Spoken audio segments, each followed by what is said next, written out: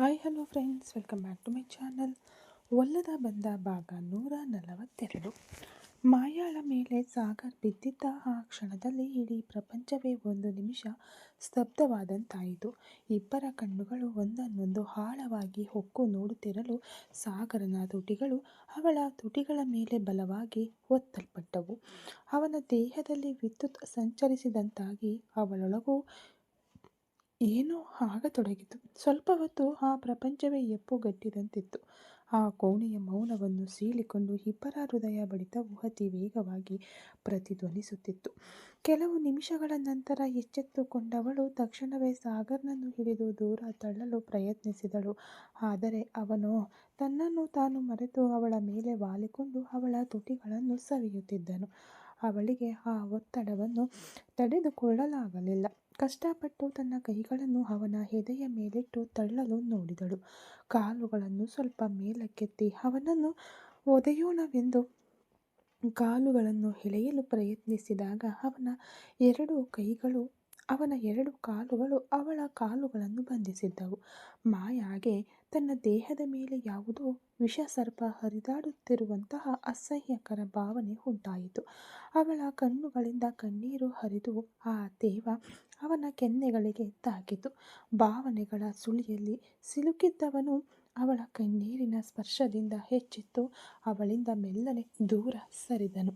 ಅವಳ ತುಟಿಗಳು ಗಾಯಗೊಂಡು ಕೆಂಪಾಗಿದ್ದವು. ಅವಳ ಮೇಲೆ ವಾಲಿಕೊಂಡೆ. ಮಾಯಾ, ಯಾಕೆ ಅಳುತ್ತಿದ್ದೀಯಾ ಎಂದು ಅವನು ಕೇಳಿದ.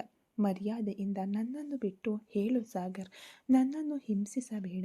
ನೀನು ನನ್ನ ಮೇಲೆ ಬಿದ್ದಿರುವುದು ಯಾವುದೋ ವಿಷಸರ್ಪ ಹರಿದಾಡುತ್ತಿರುವ ಹಾಗಿದೆ ಎಂದು ಕಣ್ಣೀರು ಮತ್ತು ಕೋಪದಿಂದ ಅಸಹ್ಯದಿಂದ ಮುಖ ಸಿವುಡುತ್ತಾ ಅವಳು ಹೇಳಿದಳು. ತಕ್ಷಣವೇ ಅವನ ಭಾವನೆಗಳೆಲ್ಲವೂ ಬತ್ತಿ ಹೋದವು. ಕೋಪದಿಂದ ಅವಳಿಂದ ದೂರ ಸರಿದವನು ಎದ್ದು ಕೆಳಗೆ ಬಿದ್ದಿದ್ದ ಅವಳ ಕೂದಲನ್ನು ಹಿಡಿದು ಮೇಲಕ್ಕೆತ್ತಿದನು. ಹಾ ಎಂಬ ಸಣ್ಣ ನರಳುವಿಕೆಯೊಂದಿಗೆ ಕೂದಲನ್ನು ಹಿಡಿದಿದ್ದ ಅವನ ಕೈಯನ್ನು ಹಿಡಿದುಕೊಂಡು ಅವಳು ನೋವಿನಿಂದ ಎದ್ದು ನಿಲ್ಲಲು ಹಾಗೆಯೇ ಅವಳ ಕೂದಲನ್ನು ಹಿಡಿದುಕೊಂಡೇ ಗೋಡೆಗೆ ಒರಗಿಸಿದನು. ಏನು ಹೇಳಿದೆ? ನಾನು ನಿನ್ನ ಮೇಲಿರುವುದು ನಿನಗೆ ವಿಷಸರ್ಪ ಹರಿದಾಡಿದ ಹಾಗಿತ್ತಾ? ಮಿತಿ ಮೀರಿ ಹೋಗಬೇಡ. ನನಗೂ ಒಂದು ಮಿತಿಯವರೆಗೆ ಮಾತ್ರ ತಾಳ್ಮೆ ಇರುತ್ತದೆ. ಇಷ್ಟವಿಲ್ಲದ ಹುಡುಗಿಯನ್ನು ಮುಟ್ಟಬಾರದೆಂದು ನಾನು ನಿಯಂತ್ರಣದಲ್ಲಿದ್ದೇನೆ.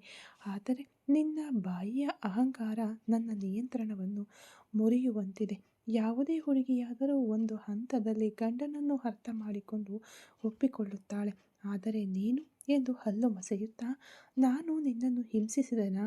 ಇಲ್ಲ, ನಿನ್ನ ಇಷ್ಟವಿಲ್ಲದೆ ನಿನ್ನ ಬಳಿ ಹೊರಟಾಗಿ ಏನಾದರೂ ನಡೆದುಕೊಂಡೆನಾ?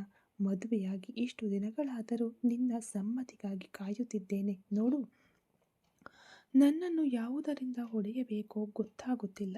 ನಿನ್ನ ಬಳಿ ಮಾತನಾಡಿಯೂ ಪ್ರಯೋಜನವಿಲ್ಲ. ಮನುಷ್ಯ ಜನ್ಮವಾಗಿದ್ದರೆ ಅರ್ಥವಾಗುತ್ತಿತ್ತು.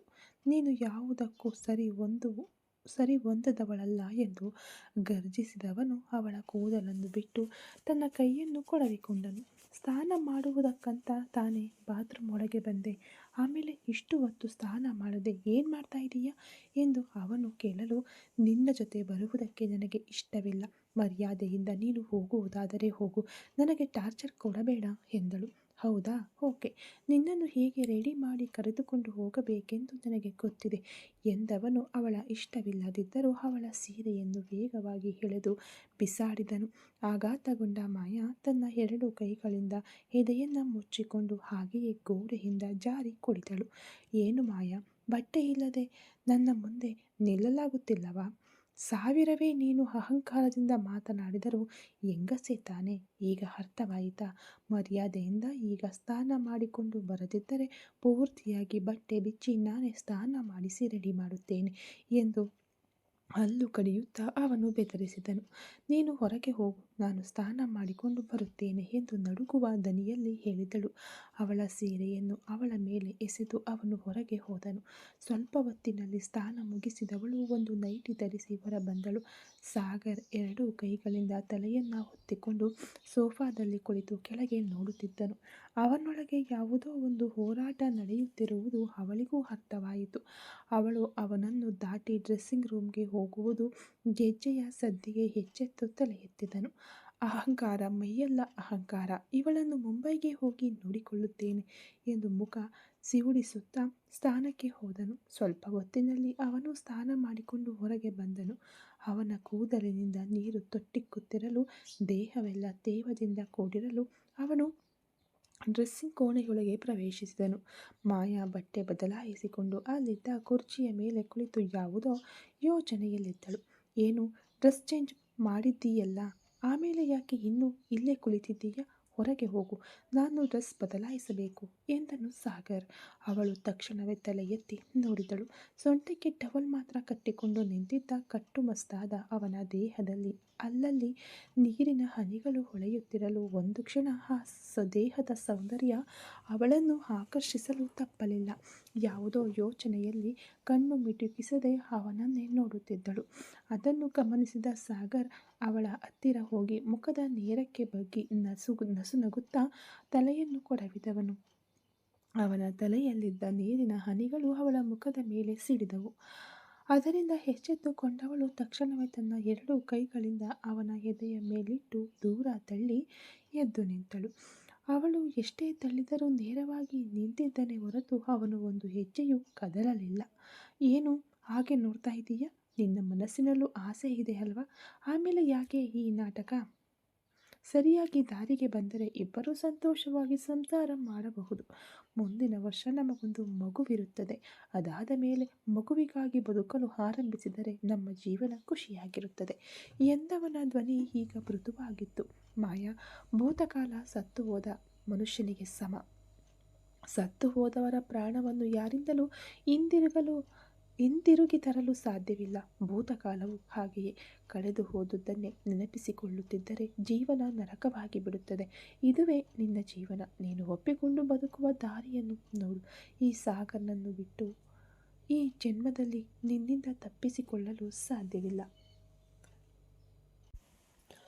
ಆದುದರಿಂದ ನಿನ್ನ ಮನಸ್ಸನ್ನು ಬದಲಾಯಿಸಿಕೊಂಡು ನನ್ನ ಜೊತೆ ಸೇರಿ ಬದುಕುವ ದಾರಿಯನ್ನು ನೋಡು ಎಂದು ಅವನು ಒತ್ತಿ ಹೇಳಿದನು. ಕೋಪದಿಂದ ಹಲ್ಲು ಕಡಿದ ಮಾಯಾ, ಏನು, ನಿನ್ನನ್ನು ನೋಡಿದ ತಕ್ಷಣ ಹಾಗೆಯೇ ನಿನ್ನ ಸೌಂದರ್ಯಕ್ಕೆ ಮರಳಾಗಿ ಬಿಟ್ಟೆ ಎಂದುಕೊಂಡೆಯಾ? ನಿನ್ನನ್ನು ನೋಡಿದರೆ ಅಸಹ್ಯವಾಗುತ್ತದೆ ಎಂದು ಮುಖ ಸಿಡುಗಿಸುತ್ತಾ ಅಲ್ಲಿಂದ ಹೊರಬಿದ್ದಳು. ಹೋಗು, ಇಲ್ಲಿ ಮಾತ್ರ ನಿನ್ನ ಅಹಂಕಾರ, ಸೊಕ್ಕು ಎಲ್ಲ ಇರುತ್ತದೆ. ಮುಂಬೈಗೆ ಬಾ, ನಿನ್ನನ್ನು ಪೆಟ್ಟಿಗೆಯ ಹಾವಿನಂತೆ ಹೇಗೆ ಅಡಗಿಸುತ್ತೇನೆಂದು ನೋಡು ಎಂದು ಗುಣಗುಣಿಸಿದನು. ಬಾಗಿಲನ್ನು ಹಾಕಿದನು. ಸ್ವಲ್ಪ ಸಮಯ ಕಳೆಯಿತು. ಮಾಯಾ ಮರೂನ್ ಬಣ್ಣದ ಸೀರೆಯಲ್ಲಿ ತಯಾರಾಗಿ ಅವಳ ಬಟ್ಟೆಗಳನ್ನು ಒಂದು ಬ್ಯಾಗ್ನಲ್ಲಿ ತೆಗೆದಿಟ್ಟಿದ್ದಳು. ಬಟ್ಟೆ ಬದಲಾಯಿಸಿಕೊಂಡು ಬಂದ ಸಾಗರ್ ಆ ಬ್ಯಾಗ್ ನೋಡಿ, ಯಾಕೆ ನನ್ನ ಬ್ಯಾಗ್ ತೆಗೆದುಕೊಳ್ತಾ ಇದೀಯಾ ಎಂದನು. ಎಲ್ಲದಕ್ಕೂ ಪ್ರಶ್ನೆ ಕೇಳಬೇಡ. ಅಲ್ಲಿಗೆ ಹೋಗಿ ನಾನು ಡ್ರೆಸ್ ಚೇಂಜ್ ಮಾಡುವುದಕ್ಕೆ ಏನು ಮಾಡುವುದು ಎಂದು ಅವಳು ಹೇಳಲು, ಏಯ್, ನಿನಗೂ ಸೇರಿಸಿಯೇ ನಾನು ತೆಗೆದಿಟ್ಟಿದ್ದೇನೆ. ಇನ್ಮುಂದೆ ನಮ್ಮಿಬ್ಬರಿಗೂ ಯಾವುದಾದರೂ ಸರಿ, ಒಂದೇ ಸಾಕು. ಹಾಸಿಗೆ ಸೇರಿ ಎಂದು ಹೇಳಿ ಆ ಟ್ರಾಲಿಯನ್ನು ತಳ್ಳಿಕೊಂಡು ಹೊರಗೆ ಹೋದನು. ಹುಚ್ಚ, ಸರಿಯಾದ ಮೆದುಳಿಲ್ಲದ ದಡ್ಡನನ್ನು ಮದುವೆಯಾಗಿದ್ದೇನೆ. ನಾನು ಅಂದುಕೊಂಡ ಜೀವನ ಸಿಕ್ಕಿದ್ದರೆ ಸಂತೋಷವಾಗಿ ಬದುಕಿರುತ್ತಿದ್ದೆ. ದರಿದ್ರ, ಇಷ್ಟವಿಲ್ಲದೆ ಸಾಯಲು ಹೋದವಳಿಗೆ ತಾಳಿ ಕಟ್ಟಿ ಸ್ವಲ್ಪವೇ ಸಾಯಿಸುತ್ತಿದ್ದಾನೆ. ಇವನ ಜೊತೆ ಬದುಕುವುದಕ್ಕಿಂತ ಸಾಯುವುದೇ ಲೇಸು. ಮುಂಬೈಗೆ ಬೇರೆ ಹೋಗಿ ಆ ಗುಂಪಿನ ಬಳಿ ಸಿಕ್ಕಿ ಹಾಕಿಕೊಂಡು ನಾನು ಏನು ಮಾಡಲಿದ್ದೇನೋ ಎಂದು ಪ್ರಲಾಪಿಸುತ್ತಲೇ ಕೆಳಗೆ ಹೋದಳು. ಕೆಳಗೆ ಊಟ ತಯಾರಾಗಿತ್ತು. ಸಾಗರ್ ಕುಳಿತು ಊಟ ಮಾಡುತ್ತಿರಲು ಅವಳು ಗಮನಿಸದಂತೆ ಬಾಗಿಲಿನ ಕಡೆಗೆ ಹೋದಳು. ಮಾಯಾ, ಬಂದು ಊಟ ಮಾಡಿ ಹೋಗು ಎಂದನು ಸಾಗರ್. ನನಗೆ ಬೇಡ ಎಂದಳು. ನಿನ್ನದೇ ದೊಡ್ಡ ಹಿಂಸೆಯಾಯಿತಲ್ಲ ಎಂದವನು ಒಂದು ತಟ್ಟೆಯನ್ನು ತೆಗೆದುಕೊಂಡು ಅವಳ ಹತ್ತಿರ ಹೋದನು. ಮರ್ಯಾದೆಯಿಂದ ತಿನ್ನುತ್ತೀಯಾ, ಇಲ್ಲ ಹೀಗೆಯೇ ಬಾಯಿಗೆ ಪೂರ್ತಿಯಾಗಿ ತುರುಕಲೇನಾ ಎಂದು ಕೋಪದಿಂದ ಕೇಳಿದನು. ಪ್ರತಿಯೊಂದನ್ನು ಬ್ಲ್ಯಾಕ್ ಮೇಲ್ ಮಾಡಿಯೇ ಮಾಡುತ್ತೀಯಾ? ಬೆದರಿಸಿ ಏನನ್ನು ಸಾಧಿಸಲಿದ್ದೀಯಾ? ಯಾವ ಹುಡುಗಿಗೂ ನಿನ್ನಂಥ ಅಹಂಕಾರ ಹಿಡಿದವನನ್ನು ಇಷ್ಟಪಡುವುದೇ ಇಲ್ಲ. ಐ ಹೇಟ್ ಯು ಎಂದವಳು ಕೋಪದಲ್ಲಿ ಅವನ ತಟ್ಟೆಯಲ್ಲಿದ್ದ ಸ್ಯಾಂಡ್ವಿಚ್ಚನ್ನು ತೆಗೆದುಕೊಂಡು ಅತಿ ವೇಗವಾಗಿ ತಿಂದಳು. ಅವಳನ್ನೇ ನೋಡಿ ಲಘುವಾಗಿ ನಕ್ಕ ಸಾಗರ್ ಅವಳ ಬದಿಯಲ್ಲಿ ಸುರಿಸುತ್ತಿದ್ದ ಚೀಸನ್ನು ತನ್ನ ಹೆಬ್ಬೆರಳಿನಿಂದ ಒರೆಸಿ, ನೀನು ಹೇಳುವ ಹೇಟಿವ್ ಕೂಡ ನನಗೆ ಐ ಲವ್ ಯು ಅಂತಾನೆ ಕೇಳಿಸುತ್ತಿದೆ ಬೇಬಿ. ಶೀಘ್ರದಲ್ಲೇ ನೀನು ಬಾಯಿ ಬಿಟ್ಟು ಹೇಳುತ್ತೀಯ ಎಂದು ಹೇಳಿ ಅಡುಗೆ ಮನೆಗೆ ಹೋದನು. ಅವಳು ಕೈ ತೊಳೆಯಲು ಅಡುಗೆ ಮನೆಗೆ ಹೋಗಿ ತಟ್ಟೆಯನ್ನು ತೊಳೆದಿಟ್ಟಳು. ಏಲಕ್ಕಿ ಜಜ್ಜಿ ಹಾಕಿ ಘಮಘಮಿಸುವ ಬಾದಾಮಿ ಪುಡಿಯನ್ನು ಹಾಕಿ ಒಂದು ಲೋಟ ಹಾಲನ್ನು ಬಿಸಿ ಬಿಸಿಯಾಗಿ ಹಾರಿಸಿ ಲಘುವಾಗಿ ಕೇಸರಿ ಉದುರಿಸಿ ಹೀಗೋ ಕುಡಿ ಎಂದು ಅವಳ ಮುಂದೆ ಚಾಚಿದನು ಸಾಗರ್. ಅವಳು ಕೋಪದಲ್ಲಿ ಅದನ್ನು ತಳ್ಳಿಬಿಡಲು ಬರಲು ಸಾಗರ್ ಹಿಂದಕ್ಕೆ ಸರಿದನು. ಅವಳ ಕೈ ಅಡುಗೆ ಮನೆಯ ಗೋಡೆಗೆ ಬಲವಾಗಿ ಬಡಿಯಿತು. ಹಾ ಎಂದು ಅವಳು ನರಳಲು ಕುದಿಯುವ ಹಾಲನ್ನು ತಳ್ಳಿಬಿಟ್ಟಿದ್ದರೆ ಏನಾಗುತ್ತಿತ್ತು? ನಿನಗಂತೂ ಸ್ವಲ್ಪವೂ ಗಂಡನ ಬೆಲೆಯೇ ಗೊತ್ತಿಲ್ಲ ನೋಡು. ಪ್ರತಿಯೊಬ್ಬ ಹುಡುಗಿಯರು ಕೂಡ ಗಂಡ ಊಟ ಮಾಡಿದ್ದಾನ ಅಂತ ಕೂಡ ಕೇಳದೆ ಎಷ್ಟು ಫೀಲ್ ಮಾಡುತ್ತಾರೆ ಗೊತ್ತಾ? ಹಾಗಿರುವಾಗ ನಿನಗೆ ನಾನು ಏನೆಲ್ಲ ನೋಡಿ ಮಾಡುತ್ತಿದ್ದೇನೆ, ನೀನು ತಳ್ಳಿಬಿಡಲು ನೋಡ್ತಾ ಇದೀಯಾ ಎಂದನು ಮುಗ್ಧವಾಗಿ. ಏಯ್, ತುಂಬ ಓವರ್ ಆಗಿ ನಾಟಕ ಮಾಡಬೇಡ. ಈ ಪ್ರಪಂಚದಲ್ಲಿ ಮಹಾ ಕೀಳುಮಟ್ಟದ ಕೆಟ್ಟ ಪೋಲಿ ರಾಸ್ಕಲ್ ನೀನೇ ಅಂತ ನನಗೆ ಗೊತ್ತು. ನೀನು ಎಷ್ಟು ದೊಡ್ಡ ಕದೀಮ, ಮೋಸಗಾರ, ಮುಂಬೈ ಡಾನ್, ಇದರಲ್ಲಿ ಬಿಸ್ನೆಸ್ ಮ್ಯಾನ್ ವೇಷದಲ್ಲಿರುವ ರೌಡಿ ನೀನು. ನಿನ್ನಂಥವನನ್ನು ನಾನು ರೋಮಿಯೋ ತರಹ ನೆನಪಿಸಿಕೊಳ್ಳುತ್ತೇನೆಂದು ನೋಡ್ತಾ ಇದೀಯಾ? ನಿನ್ನ ಆಟ ನನ್ನ ಹತ್ತಿರ ನಡೆಯುವುದಿಲ್ಲ. ನಿನಗೆ ಜೀವನದಲ್ಲಿ ಒಂದು ಹುಡುಗಿ ಜೊತೆ ಸಂತೋಷವಾಗಿ ಬದುಕಿ ಮಗು ಪಡೆದು ಅಪ್ಪ ಅನ್ನೋ ಸ್ಥಾನ ಅಂತ ಬೇಕು ಅಂತ ಅಂದ್ಕೊಂಡ್ರೆ ಸರಿಯಾಗಿ ನನಗೆ ಡಿವೋರ್ಸ್ ಕೊಟ್ಟು ಮುಂಬೈ ಕಡೆ ಯಾವುದಾದರೂ ಒಂದು ಹುಡುಗಿಯನ್ನು ಕಟ್ಕೊಂಡು ಸೆಟಲ್ ಆಗುವ ದಾರಿಯನ್ನು ನೋಡು ಎಂದಳು ಮಾತುಗಳಲ್ಲಿ ಬೆಂಕಿ ಉಗುಳುತ್ತಾ. ಓಕೆ, ನಾನು ಹಾಗೆಯೇ ಸೆಟಲ್ ಆಗಿಬಿಟ್ಟರೆ ನೀನೇನು ಮಾಡ್ತೀಯಾ? ಬೇರೆ ಮದುವೆ ಮಾಡ್ಕೊಂಡು ಸೆಟಲ್ ಆಗಿಬಿಡ್ತೀಯಾ ಎಂದು ಅವನು ಕೇಳಲು, ಅದು ನಿನಗೆ ಬೇಡವಾದದ್ದು ಎಂದಳು. ಅಗತ್ಯವಿದೆ. ಒಬ್ಬ ಹುಡುಗಿಯನ್ನು ಮದುವೆಯಾಗಿ ಜೊತೆ ಮಲಗಿ ಮಗು ಕೊಡುವವನು ಮಾತ್ರ ಗಂಡನಲ್ಲ. ಪ್ರೀತಿಸಿದ ಹುಡುಗಿಯನ್ನು ಕೊನೆವರೆಗೂ ಕಾಪಾಡುವವನೇ ಗಂಡಸು. ನಿನ್ನಿಂದ ನನಗೆ ಯಾವುದೇ ಸಂತೋಷ ಸಿಗುತ್ತಿಲ್ಲ ಎನ್ನುವುದಕ್ಕಾಗಿ ನಿನ್ನನ್ನು ಡಿವೋರ್ಸ್ ಮಾಡಿ ನಾನು ಬೇರೊಬ್ಬಳನ್ನು ಮದುವೆಯಾಗಬೇಕಾದ ಅವಶ್ಯಕತೆ ಇಲ್ಲ ಮಾಯಾ. ನನಗೆ ಆ ಸುಖ ಬೇಕೆನಿಸಿದರೆ ಹಣವನ್ನು ಬಿಸಾಕಿದರೆ ಮುಂಬೈನಲ್ಲಿ ಟಾಪ್ ಹೀರೋಯಿನ್ ಕೂಡ ನನ್ನ ಬಳಿ ಬರುತ್ತಾರೆ. ಈ ಸಾಗರ್ನನ್ನು ಕಡಿಮೆ ಅಂದಾಜು ಮಾಡಬೇಡ ಎಂದನು. ಆ ಕ್ಷಣ ಮಾಯಾ ಹೃದಯದಲ್ಲಿ ಚುರುಕೆಂದು ಮುಳ್ಳು ಚುಚ್ಚಿದಂತಹ ನೋವುಂಟಾಯಿತು. ಅವನಿಂದ ಆ ಮಾತನ್ನು ಕೇಳಿದಾಗ ಅವಳ ಮುಖ ಬಾಡಿತು. ಅದನ್ನು ಕಂಡು ತಕ್ಷಣವೇ ತನ್ನ ಸಹಜ ಸ್ಥಿತಿಗೆ ಬಂದವನು, ಟೈಮ್ ಆಯಿತು, ಹೋಗೋಣ ಎಂದನು. ಅವಳು ಅಲ್ಲಿಂದ ಹೊರ ಬಂದ ತಕ್ಷಣ ಆ ಹಾಲನ್ನು ಪೂರ್ತಿಯಾಗಿ ಕುಡಿದುಬಿಟ್ಟು ಹಾಲಿನ ಪಾತ್ರೆಯನ್ನು ತೊಳೆದಿಟ್ಟನು. ಸಿಲಿಂಡರ್ನಿಂದ ಹಿಡಿದು ಎಲ್ಲವನ್ನು ಆಫ್ ಮಾಡಿ ಹೊರಬಂದು ಬಾಗಿಲಿಗೆ ಬೀಗ ಹಾಕಿದನು. ಟ್ರಾಲಿಯನ್ನು ಕಾರಿಗೆ ಏರಿಸಿಕೊಂಡು ಹೊರಟನು. ಕಾರಿನಲ್ಲಿ ಮಾಯಾ ಮುಖವನ್ನು ಬಿಗಿಯಾಗಿಟ್ಟುಕೊಂಡು ಹಿಂದಿನ ಸೀಟಿನಲ್ಲಿ ಕುಳಿತಳು. ಕಾರು ವಿಮಾನ ನಿಲ್ದಾಣದ ಕಡೆಗೆ ಪ್ರಯಾಣಿಸಿತು. ಇಬ್ಬರ ನಡುವೆಯೂ ಮೌನ ಆವರಿಸಿರಲು ಮೆದುವಾದ ಹಾಡೊಂದನ್ನು ಹಾಕಿಕೊಂಡು ಸಾಗರ್ ಕಾರು ಚಲಾಯಿಸುತ್ತಿದ್ದನು. ಮಾಯಾಗೋ ಅವನ ಮೇಲೆ ಕೊಲೆ ಮಾಡುವಷ್ಟು ಕೋಪ ಬರುತ್ತಿತ್ತು. ವಿಮಾನ ನಿಲ್ದಾಣಕ್ಕೆ ಹೋಗುವ ದಾರಿಯಲ್ಲಿರುವ ಒಂದು ಸಿಗ್ನಲ್ನಲ್ಲಿ ಕಾರು ನಿಂತಿತ್ತು. ಅದೇ ಸಿಗ್ನಲ್ನಲ್ಲಿ ಅನಿರೀಕ್ಷಿತವಾಗಿ ವಿಕ್ರಮ್ನ ಕಾರು ಕೂಡ ಬಂದು ನಿಂತಿತ್ತು. ಸರಿಯಾಗಿ ಡ್ರೈವರ್ ಸೀಟ್ನಲ್ಲಿ ವಿಕ್ರಮ್ ಇರಲು ಪಕ್ಕದಲ್ಲಿ ಕಾವ್ಯ ಕುಳಿತಿದ್ದಳು. ಮುಂದೆ ಒಂದು ಕಾರು ನಿಂತಿದ್ದರಿಂದ ಮಾಯಾ ಕುಳಿತಿದ್ದ ಸೀಟಿನ ಪಕ್ಕದಲ್ಲೇ ವಿಕ್ರಮ್ನ ಕಾರು ಬಂದು ನಿಂತಿತು. ತಕ್ಷಣವೇ ಗ್ಲಾಸ್ ಇಳಿಸಿ ವಿಕ್ರಮ್ನನ್ನು ನೋಡಿದಳು ಮಾಯಾ. ಹೃದಯ ಬಡಬಡನೆ ಹೊಡೆದುಕೊಳ್ಳಲು ವೇಗವಾಗಿ ತಿರುಗಿದ ವಿಕ್ರಮ್ ಮಾಯಾಳನ್ನು ನೋಡಿದನು. ಅವನೊಳಗೋ ಎದೆ ಬಡಿತ ಹೆಚ್ಚಾಯಿತು. ಮನೆಯಲ್ಲಿ ನಡೆದ ಸಮಸ್ಯೆಯಲ್ಲಿ ವೇದನೆಯಲ್ಲಿದ್ದ ಮಾಯಾಳ ಕಣ್ಣುಗಳು ವಿಕ್ರಮ್ನನ್ನು ಕಂಡ ಕ್ಷಣದಲ್ಲಿ ಕಲಗಿದವು. ಅದನ್ನು ಗಮನಿಸಿದವನು ಅವಳಿಗಿಂತ ಮುಂಚೆ ಕನ್ನಡಿಯಲ್ಲಿ ತನ್ನನ್ನೇ ಗಮನಿಸುತ್ತಿರುವ ಸಾಗರ್ನನ್ನು ನೋಡಿದನು. ಪಕ್ಕದಲ್ಲಿ ತನ್ನನ್ನು ಗಮನಿಸಲು ಪ್ರಾರಂಭಿಸುತ್ತಿರುವ ಹೆಂಡತಿಯನ್ನು ನೋಡಿದನು. ಏನು ಮಾಡಬೇಕೆಂದು ಅವನಿಗೆ ತಿಳಿಯಲಿಲ್ಲ. ಎಲ್ಲರನ್ನೂ ನಿಭಾಯಿಸುವ ರೀತಿಯಲ್ಲಿ ತಕ್ಷಣ ಕಾವ್ಯಾಳ ಕಡೆ ತಿರುಗಿದವನು ತನ್ನ ನಿಯಂತ್ರಣಗಳನ್ನು ಮುರಿದು ಅವಳ ಕೆನ್ನೆಗಳನ್ನು ಹಿಡಿದು ಅವಳ ತುಟಿಗಳ ಮೇಲೆ ಬಲವಾಗಿ ತನ್ನ ತುಟಿಗಳನ್ನು ಒತ್ತಿದನು ವಿಕ್ರಮ್. ಅದನ್ನು ಕಂಡ ಮಾಯಾ ಆಘಾತದಿಂದ ಕಣ್ಣುಗಳನ್ನು ಅಗಲಿಸಿ ನೋಡಲು ಸಾಗರ್ ಕೂಡ ಕಾರಿನ ಕನ್ನಡಿಯ ಮೂಲಕ ತಿರುಗಿ ನೋಡಿದನು.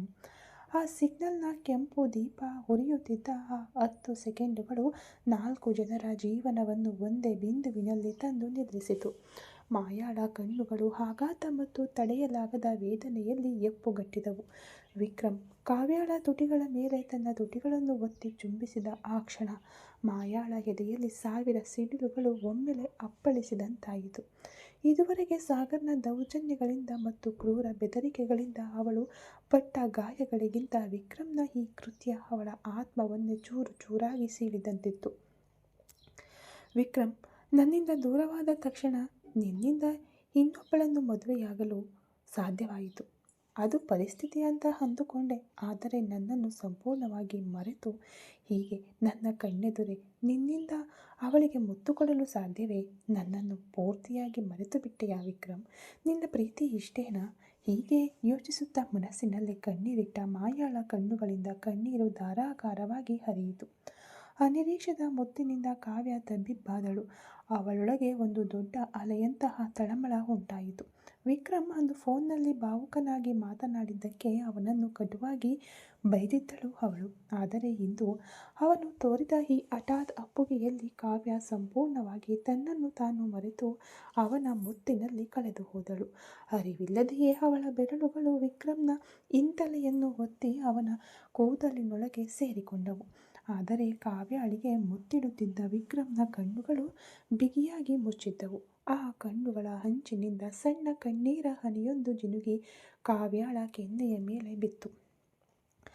ತನ್ನದೇ ರೋಮಾಂಚನದಲ್ಲಿದ್ದ ಕಾವ್ಯಾಳಿಗೆ ಅದು ತಿಳಿಯಲಿಲ್ಲ. ಆದರೆ ಕಾರಿನ ಗಾಜಿನ ಮೂಲಕ ಸೂಕ್ಷ್ಮವಾಗಿ ನೋಡುತ್ತಿದ್ದ ಮಾಯಾಗೆ ಅದು ಸ್ಪಷ್ಟವಾಗಿ ಕಂಡಿತು. ವಿಕ್ರಮ್ನ ಮನಸ್ಸಿನಲ್ಲಿ ಎಪ್ಪುಗಟ್ಟಿದ್ದ ನೋವಿನ ಸತ್ಯ ಅದಾಗಿತ್ತು. ಮಾಯಾ, ನನ್ನನ್ನು ಕ್ಷಮಿಸಿಬಿಡು. ನೀನು ನನ್ನನ್ನು ನೋಡಿದ ಆ ನೋಟದಲ್ಲಿ ಇನ್ನೂ ನನ್ನ ಮೇಲಿನ ಪ್ರೀತಿ ಮತ್ತು ಸಾಗರ್ ಮೇಲಿನ ದ್ವೇಷ ಮಾತ್ರವೇ ಕಾಣಿಸುತ್ತಿತ್ತು. ಸಾಗರ್ ಜೊತೆ ನಿನ್ನನ್ನು 2 ಬಾರಿ ಹೊರಗೆ ನೋಡಿದೆ. ಆದರೆ ನಿನ್ನ ಕಣ್ಣಿಗೆ ಬೀಳದೆ ನಾನು ಅಡಗಿಕೊಂಡೆ. ಆಗಲೇ ಅರ್ಥವಾಯಿತು, ನೀನು ನನ್ನನ್ನು ಮರೆತಿಲ್ಲ.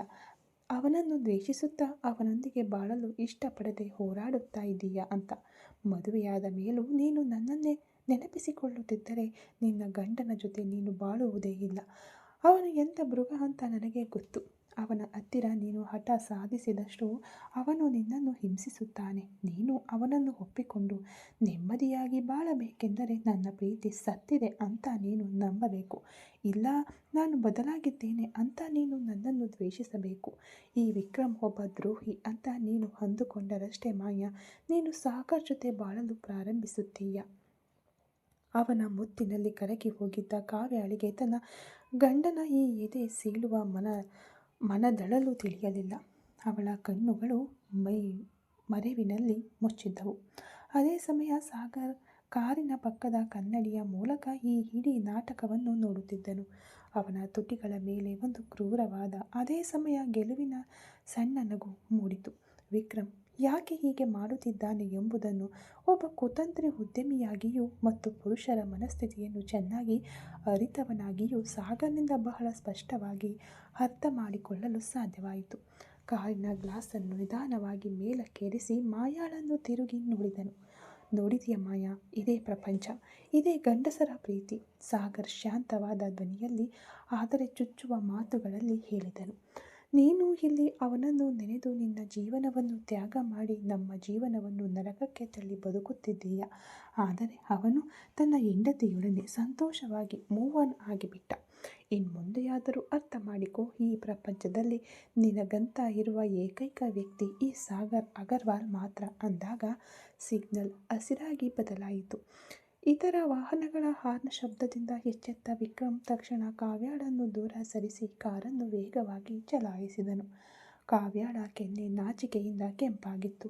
ತುಟಿಗಳು ಲಘುವಾಗಿ ಊದಿಕೊಂಡಿದ್ದವು. ಅವಳು ತನ್ನ ಗಂಡನ ಮುಖವನ್ನು ಕಣ್ಣೆತ್ತಿ ಕೂಡ ನೋಡಲು ಆಗದೆ ತಲೆ ತಗ್ಗಿಸಿ ಸಣ್ಣ ನಗುವಿನೊಂದಿಗೆ ವಿಕ್ರಮ್ನ ಪ್ರೀತಿಯಲ್ಲಿ ಕರಗುತ್ತಿದ್ದಳು. ಆದರೆ ವಿಕ್ರಮ್ನ ಕಣ್ಣುಗಳಲ್ಲೋ ಕಣ್ಣೀರು ತುಂಬಿ ಮುಂದಿದ್ದ ಹಾದಿಯನ್ನು ಮಂಜಾಗಿಸಿತ್ತು. ವಿಕ್ರಮ್ನ ಕಾರು ಮುಂದಕ್ಕೆ ಹಾರಿತು. ಸಾಗರ್ನ ಕಾರು ನಿಧಾನವಾಗಿ ಅದನ್ನು ಹಿಂಬಾಲಿಸಿ ವಿಮಾನ ನಿಲ್ದಾಣದ ದಿಕ್ಕಿಗೆ ತಿರುಗಿತು. ಮಾಯಾ ಕಾರಿನ ಸೀಟಿಗೆ ಒರಗಿ ಮುಖವನ್ನು 2 ಕೈಗಳಿಂದ ಮುಚ್ಚಿಕೊಂಡು ಬಿಕ್ಕಿ ಬಿಕ್ಕಿ ಅಳಲಾರಂಭಿಸಿದಳು. ಅವಳಿಗೆ ವಿಕ್ರಮ್ನ ಮೇಲೆ ಕೋಪ ಬರಲಿಲ್ಲ. ಬದಲಾಗಿ ತನ್ನ ಹಣೆಬರಹವನ್ನು ನೆನೆದು ತೀವ್ರವಾದ ಜಿಗುಪ್ಸೆ ಮತ್ತು ಹತಾಶೆ ಮೂಡಿತು. ವಿಮಾನ ನಿಲ್ದಾಣ ತಲುಪಿದ ತಕ್ಷಣ ಸಾಗರ್ ಕಾರನ್ನು ಪಾರ್ಕಿಂಗ್ನಲ್ಲಿ ನಿಲ್ಲಿಸಿದನು. ಕಾರಿನಿಂದ ಇಳಿದು ಟ್ರಾಲಿಯನ್ನು ತೆಗೆದುಕೊಂಡವನು ಮಾಯಾ ಕುಳಿತಿದ್ದ ಬಾಗಿಲನ್ನು ತೆಗೆದನು.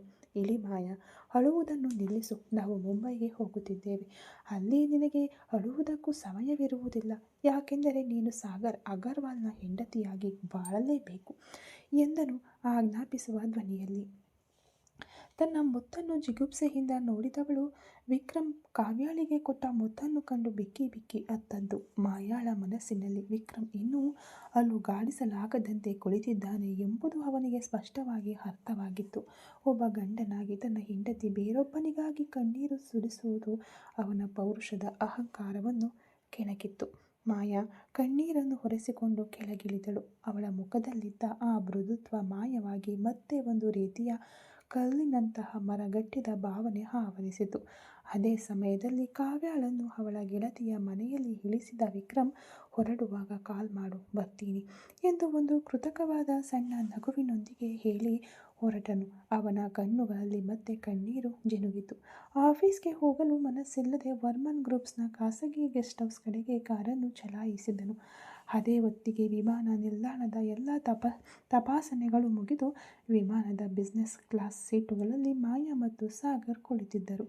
2 ಗಂಟೆಗಳ ಪ್ರಯಾಣದಲ್ಲಿ ಮಾಯಾ ಒಂದು ಮಾತನ್ನೂ ಆಡಲಿಲ್ಲ. ಕಿಟಕಿಯ ಮೂಲಕ ಶೂನ್ಯವಾಗಿ ನೋಡುತ್ತಲೇ ಇದ್ದಳು.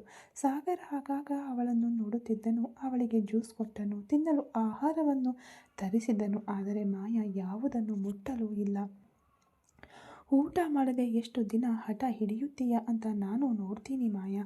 ಇದು ಚೆನ್ನೈ ಅಲ್ಲ. ಚೆನ್ನೈನಲ್ಲಿ ನಿನಗೆ ನಿನ್ನ ಸಂಬಂಧಿಕರು, ನಿನ್ನ ಬಿಸ್ನೆಸ್ ಅಂತ ಏನೋ ಒಂದು ಧೈರ್ಯವಿತ್ತು. ಆದರೆ ಮುಂಬೈ ಹಾಗಲ್ಲ. ಅಲ್ಲಿ ನನ್ನ ಹೆಸರು ಹೇಳಿದರೆ ಇಡೀ ಅಧಿಕಾರವೇ ನಡುಗುತ್ತದೆ. ಅಲ್ಲಿ ನೀನು ನನ್ನ ಹೆಂಡತಿ ಮಾತ್ರ ಎಂದು ಸಾಗರ್ ಅವಳ ಕಿವಿಯ ಬಳಿ ಬಾಗಿ ರಹಸ್ಯವಾಗಿ ಹೇಳಿದನು. ಮಾಯಾ ಅವನತ್ತ ತಿರುಗಿ ನೋಡಿದಳು. ಅವಳ ನೋಟದಲ್ಲಿ ಭಯವಿರಲಿಲ್ಲ. ಬದಲಾಗಿ ಒಂದು ರೀತಿಯ ತೀಕ್ಷ್ಣವಾದ ವ್ಯಂಗ್ಯ ಮತ್ತು ದೃಢತೆ ಇತ್ತು. ನೀನು ಏನೇ ಮಾಡಿಕೋ ಸಾಗರ್, ನನ್ನ ಮೇಲೆ ನಿನ್ನ ದರ್ಪ ತೋರಿಸಬಹುದು.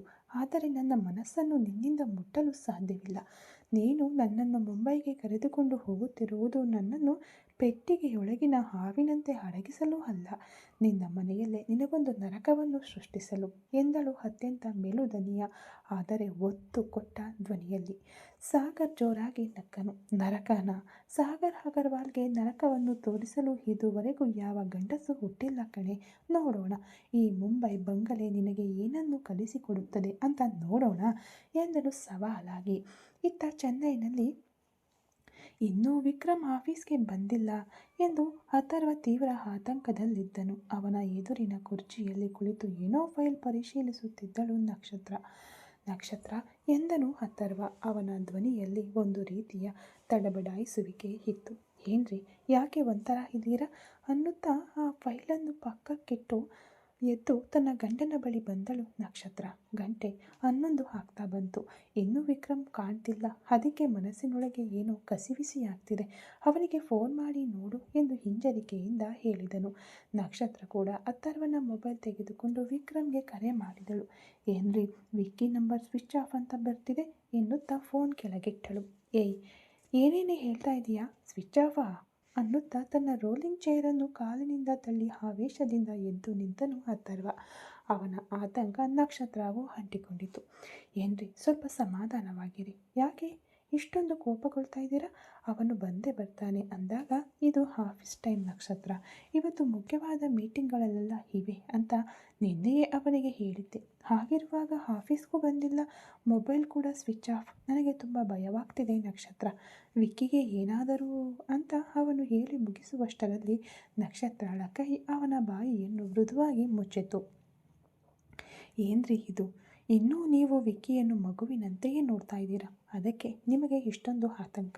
ವಿಕ್ಕಿ ಬೆಳಗ್ಗೆ ನನಗೆ ಹೇಳಿಕೊಂಡೇ ಹೊರಟಿದ್ದು. ಕಾವ್ಯಾಳಿಗೆ ಕಾಲೇಜು ರಜೆ, ಏನೋ ಫ್ರೆಂಡ್ಸ್ ಮನೆಗೆ ಗ್ರೂಪ್ ಸ್ಟಡೀಸ್ಗೆ ಹೋಗಬೇಕು ಅಂತ ಹೇಳ್ತಿದ್ಲಂತೆ. ಅವಳನ್ನು ಕರೆದುಕೊಂಡು ಹೋಗಿ ಡ್ರಾಪ್ ಮಾಡಿ ಹಾಗೆ ಆಫೀಸ್ಗೆ ಬರ್ತೀನಿ ಅಂತ ಹೇಳಿ ಹೋಗಿದ್ದು. ಬಹುಶಃ ಅವರ ಪ್ಲ್ಯಾನ್ ಬದಲಾಗಿರಬಹುದು. ಎಲ್ಲಾದರೂ ಹೊರಗಡೆ ಹೋಗಿರಬಹುದು.